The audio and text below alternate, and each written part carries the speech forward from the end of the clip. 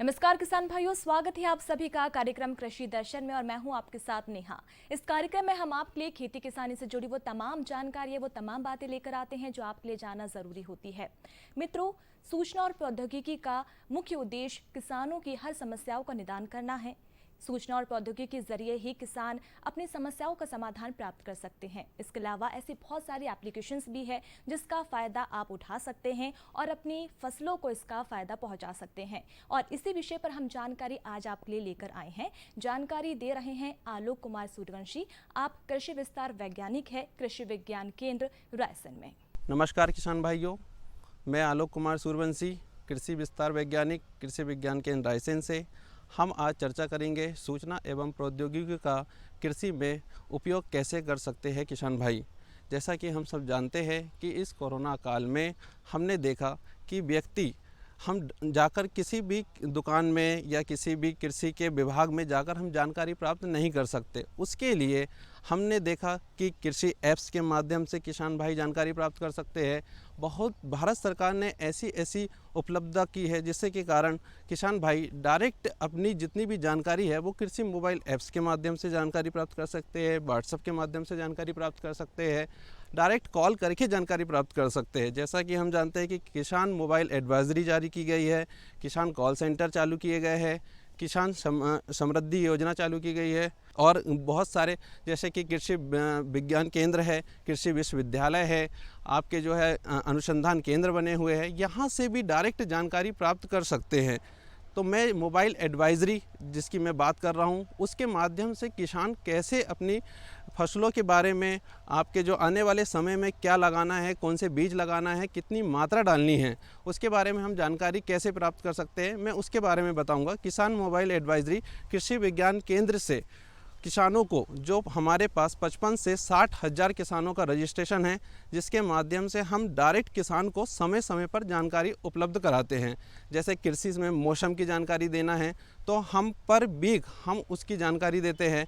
आपको किसी बीज के बारे में जानकारी देना है तो हम उसके बीज के बारे में जानकारी देते हैं। हम यदि प्रबंधन की बात करें, यदि पोषण की बात करें, दवाई की बात करें, आपकी बीमारियों की बात करें, तो हम उसे समय समय पर किसान भाइयों को हम उपलब्ध कराते हैं।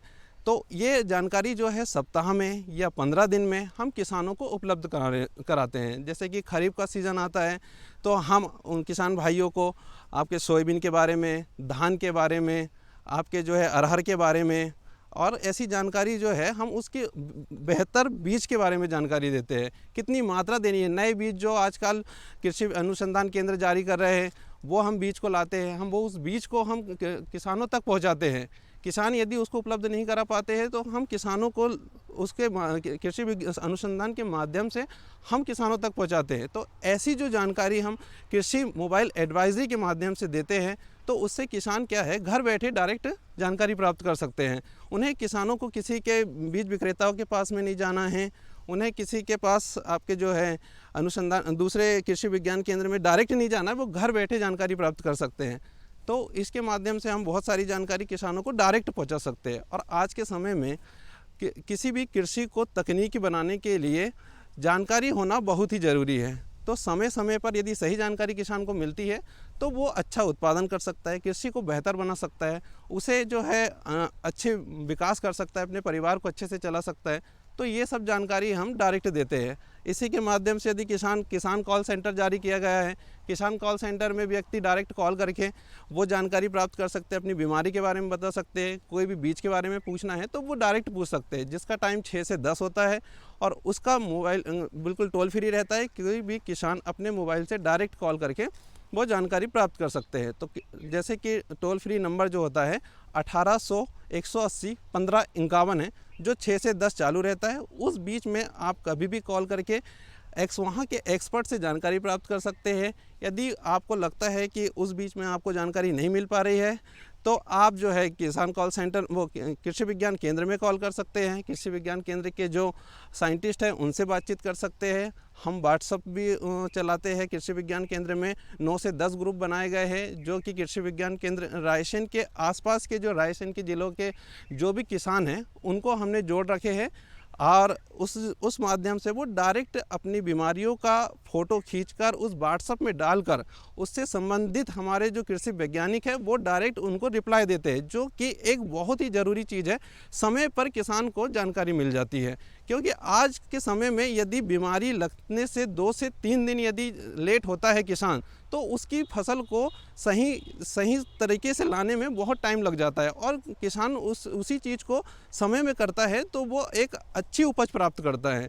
तो इसीलिए किसान कृषि विज्ञान केंद्र ने एक अपना व्हाट्सएप ग्रुप तैयार किया है। उस व्हाट्सएप ग्रुप से किसान लाभ प्राप्त कर सकते हैं। जैसे कि मैं और बीज की बात करता हूँ, आपके कृषि अनुसंधान केंद्र जो है आपके मध्य प्रदेश में, जैसे सोयाबीन रिसर्च इंस्टीट्यूट है, आपका वीट रिसर्च इंस्टीट्यूट है, वहाँ से आप उनके ऐप्स भी बने हैं। उन ऐप्स के माध्यम से आपको किसी से भी जानकारी प्राप्त नहीं करनी, उस ऐप्स से डायरेक्ट आप लॉगिन होकर आप वहाँ पे बीज की मात्रा, अच्छे बीज और उनका उपयोग, उनका उत्पादन कितना होता है, कितना बीज लगता है, ये सब जानकारी उस ऐप्स में दिए गए हैं। उस ऐप से आप जानकारी प्राप्त कर सकते हैं। ऐसे ही हमारे कृषि विज्ञान केंद्र ने नींबू वर्गीय फसलों पर एक ऐप्स बनाया है। यदि नींबू से संबंधित कोई जानकारी चाहिए तो नींबू से संबंधित जानकारी उस ऐप्स में मिल जाएगी। उस ऐप्स के माध्यम से आप अच्छी खेती कर सकते हैं नींबू की, और नींबू में कोई बीमारी लगती है, कोई उत्पादन लेना है आपको कोई अच्छा, तो आप नींबू की जानकारी उससे प्राप्त कर सकते हैं।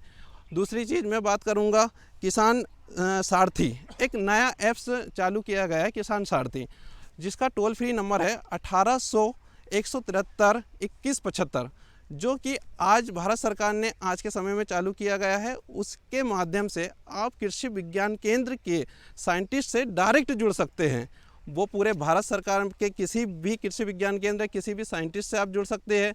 आपको किसी से कोई जानकारी नहीं लेनी, किसी कृषि विक्रेता से जानकारी नहीं लेनी, आप कृषि विज्ञान केंद्र से डायरेक्ट जुड़ सकते हैं। यदि कोई किसान भाई कृषि विज्ञान केंद्र रायसेन से डायरेक्ट जुड़ना चाहता है तो वो अपना नंबर रजिस्टर करवा सकता है व्हाट्सएप में भी और मोबाइल एडवाइजरी में, जिससे उसको समय समय पर जानकारी प्राप्त हो सकती है।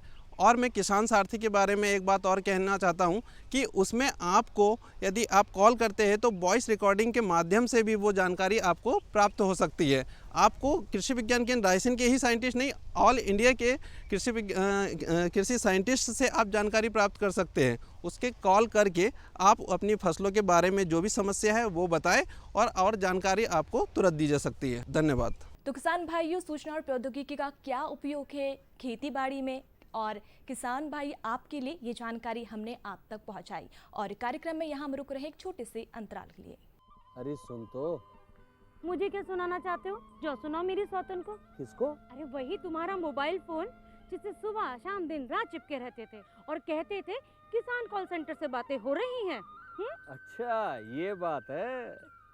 हाँ, क्यों, क्या हुआ?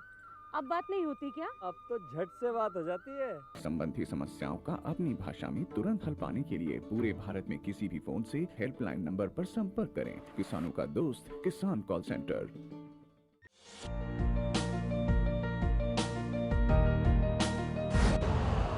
यूरिया का स्वदेशी उत्पादन 70 लाख टन बढ़ाने के लिए 6 उर्वरक संयंत्रों का उद्धार किया जा रहा है। FCIL के गोरखपुर, सिंदरी, तलचर और रामागुंडम संयंत्र, HFCL की बरौनी इकाई और BVFCL की नामरू फोर्थ। सोने पर सुहागा ये है कि देश में अब बनेगा सिर्फ नीम लेपित यूरिया, क्योंकि इससे होगा किसानों का फायदा ही फायदा। अनाज का उत्पादन 10% तक बढ़ेगा। बढ़ेगी 10 से 15% नाइट्रोजन क्षमता।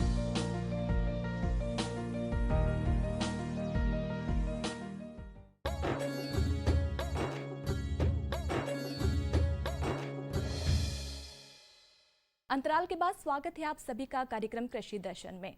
इस समय हमारे किसान भाई सोयाबीन की फसल में अफलन रोग से जूझ रहे हैं। वास्तव में ये रोग एक कीट के कारण होता है, लेकिन इसे लेकर हमारे किसान भाई काफ़ी ज़्यादा चिंतित हो जाते हैं, क्योंकि इसका निदान हमारे किसान भाइयों को नहीं मिल पाता है। तो कैसे इससे बचा जा सके, क्या इसका निदान है, ये जानकारी हम आपके लिए लेकर आए हैं। जानकारी दे रहे हैं डॉक्टर AK दीक्षित। आप वरिष्ठ कृषि वैज्ञानिक है कृषि विज्ञान केंद्र देवास में। मैं डॉक्टर अशोक कुमार दीक्षित प्रधान वैज्ञानिक एवं प्रमुख कृषि विज्ञान केंद्र देवास से अपने सभी किसान भाइयों को बहुत बहुत सादर अभिवादन करता हूं, नमस्कार करता हूं, वंदन करता हूं। देखें तो अपने प्रदेश में खरीफ मौसम में सबसे अधिक रकबे में क्षेत्रफल में सोयाबीन की खेती की जाती है और इसीलिए हमारा प्रदेश सोया क्षेत्र के सोया प्रदेश के नाम से जाना जाता है। द्वितीय चरण में महाराष्ट्र, राजस्थान और अन्य प्रदेशों में जो है सोयाबीन की खेती होती है। यहाँ पर देखें तो वर्तमान में मालवांचल में सोयाबीन की खेती संतोषप्रद स्थिति में है। कतिपय स्थानों पे ये देखने में आया है कि कुछ क्षेत्रों में सोयाबीन में विविध प्रकार की शिकायतें किसान भाइयों द्वारा की जा रही हैं। हमारा अपने सभी किसान भाइयों से ये अनुरोध है कि यदि तकनीकियों का अनुपालन करेंगे तो निश्चित रूप से उन्हें किसी भी प्रकार की परेशानी का सामना नहीं करना पड़ेगा।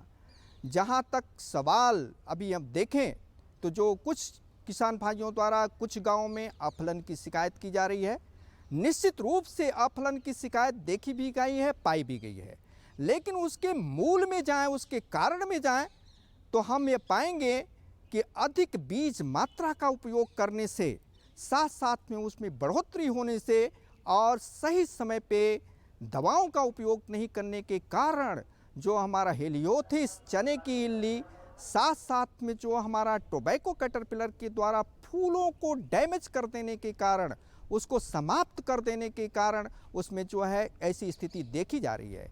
क्योंकि सोयाबीन एक ऐसा पौधा है जो स्वपरागित है, उसमें किसी भी प्रकार की अफलन की जो है स्थिति निर्मित नहीं हो सकती है। तो हमारा किसान भाइयों से ये निवेदन है, ये और उनसे अनुरोध है कि जो तकनीकी हैं उसका अनुपालन करेंगे तो उन्हें किसी भी प्रकार का परेशानी नहीं होगी। देवास जिले में यदि हम बात करें तो रतनखेड़ी और गांव में कमल पटेल जी हैं। इसी प्रकार से दूसरे गांव में भी देखें तो राकेश मंडलोई जी हैं पवड़िया में, और पोलाय जागीर में लक्ष्मी नारायण। कई ऐसे किसानों का उदाहरण है जिन्होंने कृषि विज्ञान केंद्र के द्वारा जुड़ करके तकनीकियों का अनुपालन किया है, सही बीज मात्रा का उपयोग किया है, सही समय पे बुआई किया है, सही समय पे समुचित दवाओं का उपयोग किया है और सही पानी की मात्रा का उपयोग किया है। उसमें किसी भी प्रकार की परेशानी नहीं है, फसल लहलहा रही है। तो हमें किसान भाइयों से ये अनुरोध है कि सही बीज मात्रा का उपयोग करें, क्योंकि कुछ किसान भाइयों द्वारा जो है 150 किलो तक बीज का सोयाबीन का उपयोग किया जाता है, जबकि 70 किलो जो है मात्रा पर्याप्त होती है। इसी प्रकार से कुछ क्षेत्रों में देखने में आया है कि गेहूं का बीज जो है 2 से 2.5 कुंटल प्रति हेक्टेयर तक किसान भाई यूज करते हैं, जो किसी भी दशा में तकनीकी दृष्टि से स्वीकार नहीं है। और ये परेशानी का एक जो हमारे किसान भाइयों के सामने समस्या निर्मित करता है। तो हमारा सभी किसान भाइयों से अनुरोध है कि उसको बचाने के लिए जो हमारा तकनीकी है उसका अनुपालन करें।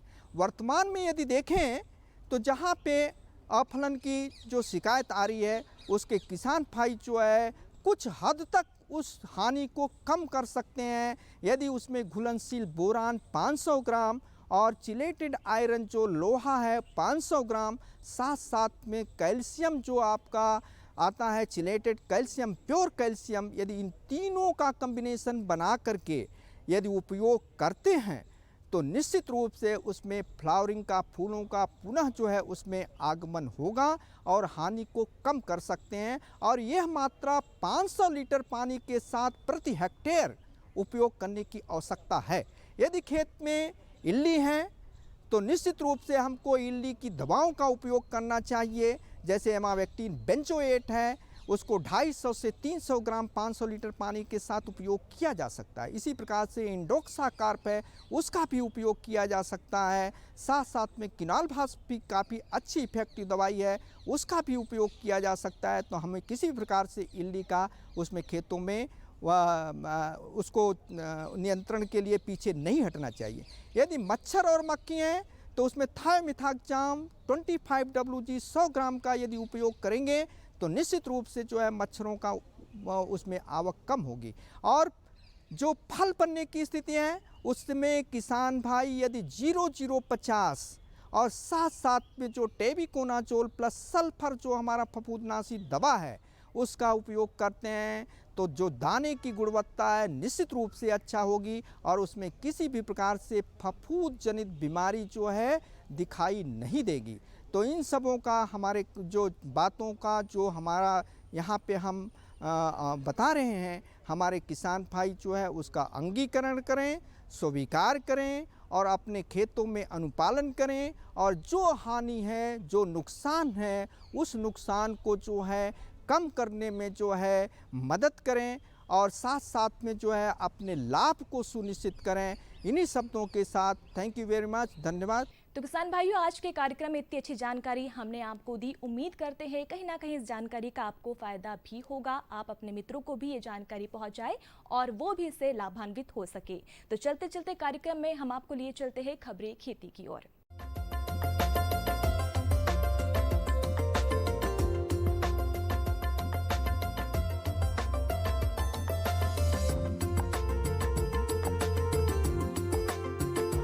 किसान भाइयों नमस्कार। दूरदर्शन मध्य प्रदेश के खास कार्यक्रम खबरें खेती में आप सभी का बहुत स्वागत है। आइए जानते हैं प्रमुख समाचार।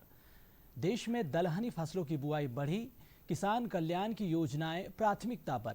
एग्रो फॉरेस्ट्री योजना में लगाएं हाईटेक नर्सरी। केबी के देवास उत्कृष्ट कार्य के लिए हुआ सम्मानित। और अब खबरें विस्तार से। देश में खरीफ दलहनों की बुआई गत वर्ष की तुलना में लगभग 2 लाख हेक्टेयर अधिक हो गई है। इस वर्ष 126,98,000 हेक्टेयर में दलहनी फसलें बोई जा चुकी है, जबकि गत वर्ष अब तक 125,06,000 हेक्टेयर में बोनी हुई थी। देश में अब तक कुल खरीफ फसलों की बोनी 997,08,000 हेक्टेयर में हुई है। कृषि मंत्रालय के मुताबिक अब तक देश में धान की बुआई लगभग 349,24,000 हुई है। इसके अलावा मोटे अनाज की बुआई लगभग 163,04,000 हेक्टेयर में हुई है। इसी प्रकार तिलहन के लिए लगभग 180,14,000 हेक्टेयर क्षेत्र कवरेज हुआ। गन्ना नकदी फसल है जिसमें लगभग 1 लाख हेक्टेयर की बढ़ोतरी हुई। अब तक गन्ना 54.52 लाख हेक्टेयर में बोया गया है। वहीं कपास की बुआई अब तक 116,17,000 हेक्टेयर में हो गई है। और अब बात करेंगे किसान कल्याण की योजनाओं की। मध्य प्रदेश के मुख्यमंत्री श्री शिवराज सिंह चौहान ने कहा कि प्रदेश के निर्माण के लिए हर नागरिक को अपना सर्वश्रेष्ठ देने का प्रयास करना होगा। प्रदेश में विभिन्न वर्गों की पंचायतों का आयोजन पुनः आरंभ किया जाएगा। किसान के कल्याण की योजनाएं प्राथमिकता पर है। मुख्यमंत्री भोपाल में आयोजित स्वतंत्रता दिवस समारोह के राज्य स्तरीय कार्यक्रम को संबोधित कर रहे थे। मुख्यमंत्री ने कहा कि किसान कल्याण योजना में वर्ष 2020-21-22 में प्रथम किश्त के रूप में 75 लाख किसानों को लगभग 1,500 करोड़ रुपए की राशि का वितरण किया गया है। प्रधानमंत्री किसान सम्मान निधि योजना में लगभग 81 लाख किसानों को अब तक लगभग 11,000 करोड़ रुपए की राशि का वितरण किया जा चुका है। प्रधानमंत्री फसल बीमा योजना में लगभग 9,000 करोड़ रुपए से अधिक की दावा राशि का 45,40,000 से ज़्यादा पात्र किसानों को भुगतान किया जा चुका है। वर्ष 2020-21 में प्राथमिक सहकारी साख समितियों के माध्यम से किसानों को 0% ब्याज दर पर लगभग 15,000 करोड़ रुपए का फसल ऋण वितरित किया गया। इस साल 17,94,000 किसानों से लगभग 130 लाख मीट्रिक टन गेहूं, चना एवं मसूर का उपार्जन कर लगभग 26,000 करोड़ रुपए का उन्हें भुगतान किया गया है। मुख्यमंत्री ने कहा कि अधोसंरचना विकास का आधार है। प्रदेश में वर्ष 2024-25 तक सिंचाई क्षमता को 65 लाख हेक्टेयर तक ले जाने का लक्ष्य रखा गया है। केन बेतवा लिंक राष्ट्रीय परियोजना से मध्य प्रदेश को 8,11,000 हेक्टेयर क्षेत्र में सिंचाई, 41 लाख आबादी को पेयजल तथा 103 मेगावाट की विद्युत सुविधा प्राप्त हो सकेगी। और अब बात करेंगे एग्रो फॉरेस्ट्री योजना में हाईटेक नर्सरी की। कृषि मंत्रालय भारत सरकार द्वारा national mission for sustainable agriculture mission के तहत सब मिशन ऑन एग्रो फॉरेस्ट्री योजना में हाईटेक नर्सरी लगाने के लिए 20 लाख रुपए का अनुदान दिया जा रहा है। ये योजना देश के विभिन्न राज्यों में वर्ष 2016-17 से चलाई जा रही है। इसका मुख्य उद्देश्य छोटे किसानों की उत्पादकता, रोजगार के अवसर, आजीविका में सुधार के लिए फसलों सहित एकीकृत ढंग से पौधरोपण को बढ़ावा देना है। योजना में कृषि भूमि पर इमारती लकड़ी के पौधरोपण को बढ़ावा दिया जाता है। इसके लिए शीशम, सागौन, सफेदा, मालाबार, नीम, अड़रू, चंदन एवं पॉपुलर जैसी इमारती लकड़ी वाले वृक्षों की प्रजातियों के पौधरोपण को शामिल किया गया है। इस योजना के तहत छोटी बड़ी एवं हाईटेक नर्सरी निर्माण, मेड़ों और बाउंड्री वॉल पर वृक्षारोपण, 100 से अधिक 500 हेक्टेयर तक कम घनत्व में वृक्षारोपण तथा 1000 से 1500 हेक्टेयर तक उच्च घनत्व में वृक्षारोपण किया जा सकता है। योजना में क्षमता निर्माण व प्रशिक्षण का घटक भी उपलब्ध है। इसके तहत राज्य कुल आवंटित राशि का 5% खर्च कर सकते हैं। योजना में छोटी, बड़ी एवं हाईटेक नर्सरी के लिए सरकारी एजेंसियों को 100% तथा किसानों और निजी एजेंसियों को 50% तक अनुदान सहायता दी जाएगी। इसी प्रकार योजना में वृक्षारोपण के लिए 4 वर्षों में 40:20:20:20 के अनुपात में सरकारी एजेंसियों को 100% तथा निजी एजेंसियों एवं किसानों को 50% अनुदान देने का प्रावधान है। और अब बात दलहन, तिलहन, गुनकाड़ी, गंधक की। दलहनी और तिलहनी फसलों की भरपूर बढ़वार और अधिक उत्पादन में गंधक तत्व की महत्वपूर्ण भूमिका है। वैसे तो फसलों को 16 से 20 पोषक तत्वों की आवश्यकता होती है, परंतु मुख्यतः नाइट्रोजन, फास्फोरस और पोटास के साथ गंधक जरूरी तत्व बन गया है। अनुसंधान, परीक्षणों एवं सर्वेक्षण के अनुसार देश के कई जिलों में गंधक सल्फर तत्व की कमी पाई गई है। गंधक पोषक तत्व पौधों की स्वस्थ बढ़वार, जड़ों के विकास एवं दानों को सुडौल बनाने में मदद करता है। दलहन एवं तिलहन फसलों में तेल की मात्रा, गुणवत्ता एवं प्रोटीन के निर्माण में गंधक तत्व की विशेष भूमिका है। पौधों में गंधक तत्व की कमी के लक्षण नाइट्रोजन की कमी से उत्पन्न लक्षणों के समान ही परिलक्षित होते हैं। सिर्फ इतना ही अंतर है कि नाइट्रोजन की कमी से पौधों की निचली पत्तियां पीली पड़ती है एवं गंधक की कमी से पौधों की ऊपरी पत्तियां पीली पड़ती है। पौधों की बढ़वार रुक जाती है। फसलों एवं पौधों में गंधक पोषक तत्व की पूर्ति का सबसे सस्ता एवं सरल उपाय गंधक तत्वधारी उर्वरकों का प्रयोग है। ऐसे उर्वरकों में सबसे ज़्यादा प्रचलित सिंगल सुपर फास्फेट है। इसमें 11% गंधक होता है। और अब बात करेंगे केवीके देवास उत्कृष्ट कार्य के लिए सम्मानित हुआ है। कृषि विज्ञान केंद्र देवास के प्रधान वैज्ञानिक एवं प्रमुख डॉक्टर A.K. दीक्षित के दिशा निर्देश एवं मार्गदर्शन में वर्ष 2020-21 में केंद्र के वैज्ञानिकों द्वारा विभिन्न प्रकार की प्रसार गतिविधियां एवं FPO के श्रेष्ठ में उत्कृष्ट कार्य करने के लिए निदेशक अटारी जोन जबलपुर द्वारा सम्मानित किया गया, जिसके परिप्रेक्ष्य में राजमाता विजयराजे सिंधिया कृषि विश्वविद्यालय के स्थापना दिवस के अवसर पर कुलपति डॉक्टर S.K. राव द्वारा भी कृषि विज्ञान केंद्र देवास के प्रधान वैज्ञानिक डॉक्टर दीक्षित एवं उनके केंद्र के सभी वैज्ञानिकों को विशिष्ट कार्य के लिए सम्मानित किया गया। इस मौके पर doctor Manish Kumar, doctor Mahendra Singh, doctor K.S. Bhargava, doctor Nishith Gupta, doctor Savita Kumari, doctor Lakshmi एवं अंकिता पांडे उपस्थित थी। फिलहाल किसान भाइयों, खबरें खेती में इतना ही। मुझे दीजिए इजाजत। नमस्कार। तो किसान भाइयों, आज के कृषि दर्शन कार्यक्रम में इतना ही। अगले अंक में फिर हम आपसे मिलेंगे, तमाम बातें आपके लिए लेकर आएंगे, तमाम जानकारी आपके लिए लेकर आएंगे ताकि आप लाभान्वित हो सके। दीजिए मुझे इजाजत। नमस्कार।